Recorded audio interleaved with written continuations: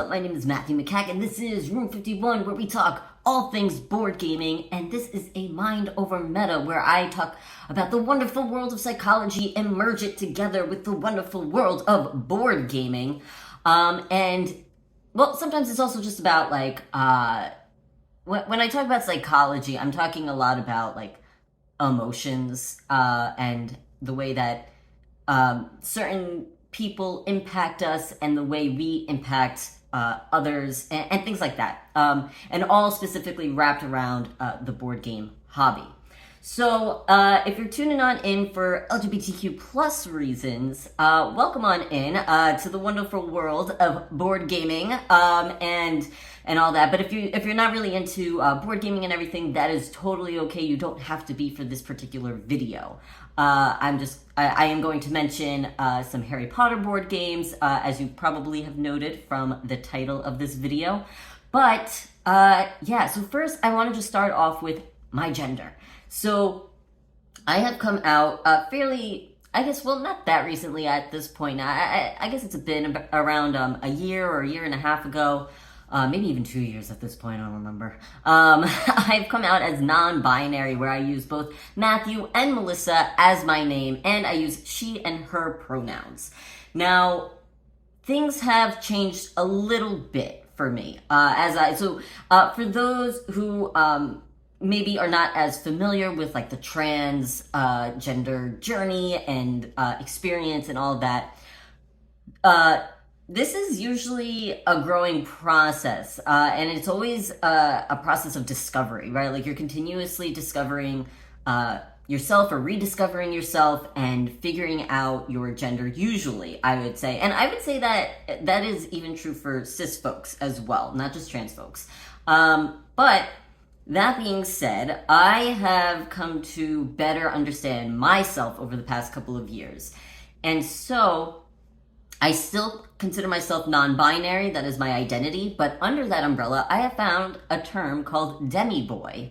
And demi-boy, I think, is something that I really resonate with. And I think that that is what best represents my gender, demi-boy. And for those who might not be familiar, demi-boy pretty much just means that you lean towards masculinity. You don't necessarily consider yourself a man necessarily, but you also you definitely don't consider yourself a woman. And it doesn't matter what gender you've been assigned at birth or what sex you've been assigned at birth.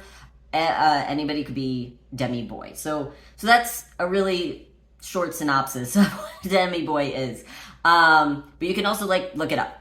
Anyway, so what does this mean going forward for me? Well, I am just going to say that from here on forward, I would like to only be referred to as Matthew and only use he, him pronouns. Whereas before, I was using both Matthew and Melissa and using she and he pronouns.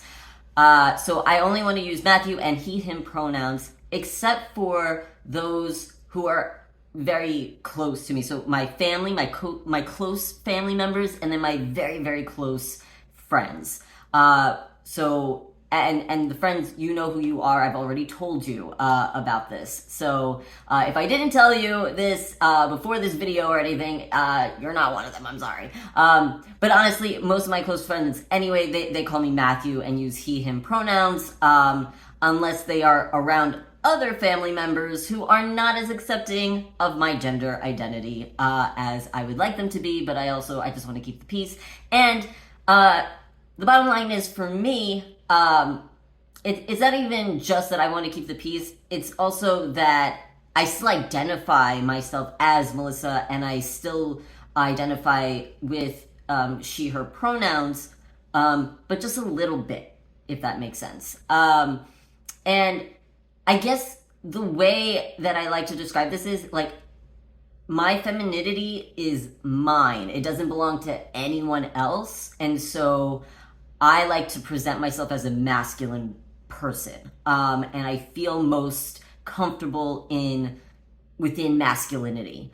That's how I feel most like myself, really. So that's where that's coming from, and I have posted a link to a comic from my favorite like creator, I guess he is. He writes like comics, graphic novels, and is an executive producer for my favorite show of all time, She-Ra, Princesses of Power.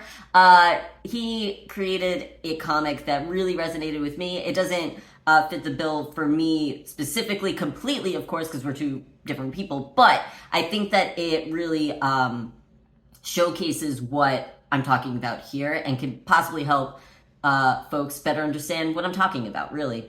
I think it's always good to get like different sides of what's going on, just so you could better understand it. When you hear it more and more from various different people and kinds of people, you get to sort of understand it a little bit better, I find. So that's my announcement for my gender identity and everything. Another little bit of a coming out, I guess. I kind of do that every so often, I guess, on this channel.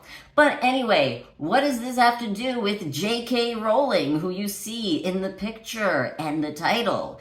Well, for those who don't know, so JK Rowling has been a staunch feminist, which is cool, which is awesome, right? The issue being that she has also been very anti-trans for the past few years now. When I say she has been showcasing her anti-transness to the world. So, that has not been great, especially with our climate right now, our social climate, especially with trans youth. They are in danger, parents are in danger. I'm not going to get quite into that because this is a board gaming channel and I want to keep things cheery and awesome, but also talk about like serious subjects. But definitely I would say go ahead and look stuff up. I'm specifically talking about what's going on in America, the United States. So, if you're watching this from another country, hello. But that is specifically what I'm talking about. So you can go ahead and look that up. But I'm talking about board games. So there are some folks, right, who will not buy specific board games that are tied to specific IPs because of the person who created that IP not being in line with your values, beliefs, and your sense of what is right and wrong. Now, JK Rowling is the author of the Harry Potter stories. There are a bunch of Harry Potter board games out there. A lot of them are from the publisher The Now, I love Harry Potter. Okay, I have loved Harry Potter since I was, I don't know, when did I go first see the movie? Like 9 or something? Maybe 8? I think I might have been, no, I was 9 years old, I think. 8? Doesn't really matter. So I've been a big fan of Harry Potter for a long time. When JK Rowling's essay came out about, or letter, I don't really know what you called it, I forgot. But it was very damaging to a lot of trans folks, and it was, unfortunately, there is a lot of wrong information in there, and there was connections being made that should not have really necessarily been made. They were kind of whatever. But anyway, aside from that, Harry Potter board games. Do I play them?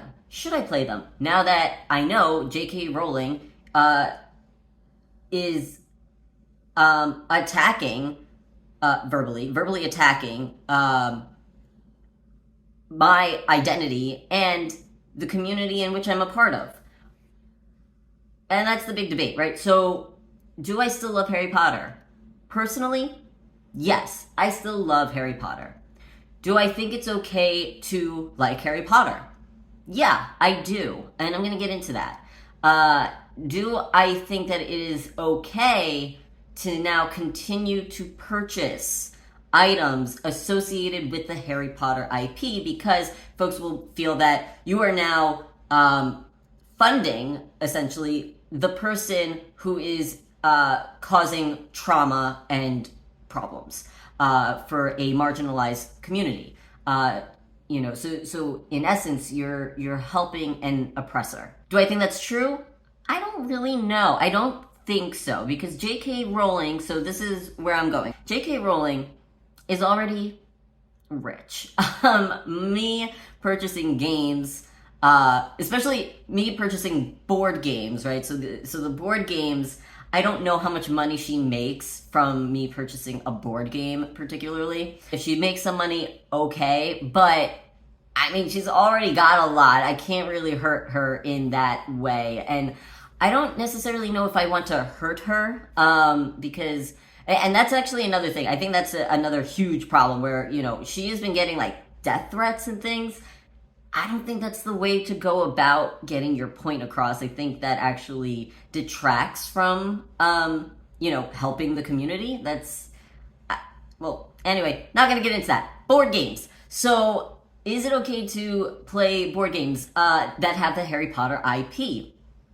For me, I think it's totally okay because, one, there are a lot of folks who also go into the making of Harry Potter, right? I'm not going to get into the movies, right? I'm just talking about the board games specifically, right? So there's the designer who made the game, there's the publishing company, there's the artist, there's the person who writes and edits the rule book, and all these sort of things, right? The marketing folks. And then also you have content creators like myself who will create content about Harry Potter board games, right? And they could potentially also benefit from this. So you have an LGBTQ plus person, you have a trans person who could possibly be benefiting from creating content over this IP where the creator of this IP, I guess, is actually anti-trans, right? So you kind of flip it on its head if you're following what I'm saying. She is indirectly supporting me, if that makes sense. That's the way I see it. Now, some people might feel like, oh, you're just, making things up to make yourself feel better about liking the Harry Potter IP. Maybe I am. I honestly don't know. Maybe that is a subconscious thing. I've thought a lot about this in terms of like, well, what is the right thing to do? And honestly, I think the right thing to do is state, JK Rowling is anti-trans, and that is a problem because people are literally dying because of this, right? And she has such a huge platform that her going into oppressing marginalized folks is not great. It's not good. That being said, can I enjoy the Harry Potter story? Now, the Harry Potter story itself and the games themselves do not have anti-trans ideologies anywhere within them. In fact, I would say it's actually the exact opposite. So joke's on you, JK Rowling. I mean, the whole thing is about being yourself, and there are people around you who will think that you're a freak, that you're weird, that you shouldn't be, whatever. And the story itself is showing that, number one, not only is it okay to be yourself, but you absolutely should be yourself because that's your best version of yourself. And three, I'm holding up two. And three, you can find love too, right? You can also find love in other places where you belong, where you feel like you belong, people who accept you for who you are. That is total queer and LGBTQ plus. That's what it's all about in the LGBTQ plus community. Okay, I mean so many of us go through that, right? The feeling of isolation, like we're disgusting, we're freaks, we're so many things, right? Just so many things are thrown at us, and we're met with such animosity that it could be crushing. And then when you find the folks that are like you as well, and then where you feel like a sense of community, a sense of belonging, you find love there too. And the whole story is about, love wins. Love always wins in this story. And so I see that in the games as well. One of my favorite Harry Potter board games is Harry Potter Hogwarts Battle. It is a deck building game. There is nothing in that game that says anything anti-trans. It just doesn't. It's just a really fun, good game that's also super family friendly, which is awesome. I mean, you get to hang around with other folks in your family and play this game that is a lot of fun. The story itself has brought a lot of joy to many people. This is part of why the story of Harry Potter itself has been taken by storm by the queer folks, by the queer community, because it says so much of what we fight for. And it is really bizarre, and that's probably also why it's been so heartbreaking and shocking for so many folks that JK Rowling comes out, I guess, as anti-trans and aggressively. And I believe now, I don't know JK Rowling personally, obviously. From what I have seen, it looks to me that she really believes that what she is doing is the right thing, right? She really believes that she is protecting women and women's rights and all that. Unfortunately, she doesn't see trans folks for who they really are, which is really unfortunate because the story that she wrote, Harry Potter, tells a much different story. And so that's why I personally am okay with continuing to purchase and enjoy the Harry Potter fandom and franchise and everything. The games that come from it and the other stories, the movies, all that stuff. But specifically with the board games, I say, play them. Why should I deny myself the enjoyment of playing this game that honestly JK Rowling had pretty much nothing to do with other than the theme of Harry Potter, right? She did not design this game or anything like that. Why should I deny myself the enjoyment of playing this game because she is being aggressive towards me, right? If I allowed everyone to just beat me down and deny myself enjoyment of anything, right? Even my family member. I said it at the beginning of the beginning of this video that some of my family members are not very accepting of my gender, but I have not cut them out of my life. They haven't been, super mean to me or anything like that. They don't get it, but I'm also not going to deny myself the opportunity to enjoy spending time with them because they accept so many other parts of me, which is fantastic. Now, are they going on a rampage, anti-trans, and have a huge platform? No. So yes, there's a big difference.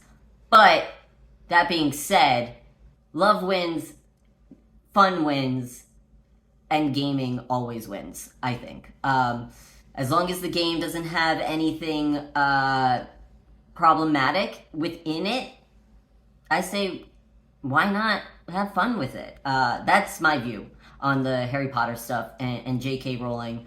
Who knows? Maybe one day she'll wake up and see that, trans women are women and all other trans folks are who they are, and I am who I am. So, and we are not dangerous people. Anyway, this has been a very long video. I guess it could make up for all the days that we have not been on here. We haven't posted a video in a very long time. I'm so sorry about that. It's just problem after problem. Things have been crazy, busy, but I am so excited to come on back to all this. It's been over a month. If you do like watching our content and things, and you feel like we're not coming out with a whole lot of YouTube videos and you want to watch our content, we do stream pretty regularly every Wednesday night at 8 p.m. Eastern Standard Time on twitch.tv/room51live. If you want to go ahead and check us out there, we do stream every week usually, unless something comes up. But we usually let our folks know. You can also join our Discord to find out if we're not streaming or something. You can also just join the community. That's fun. Anyway, thank you so much for watching. Please hit that like button if you enjoyed this video, and if you really liked this video, please consider hitting that subscribe button. That would be super helpful. Thank you all so much. This has been Room 51. I will catch you next time.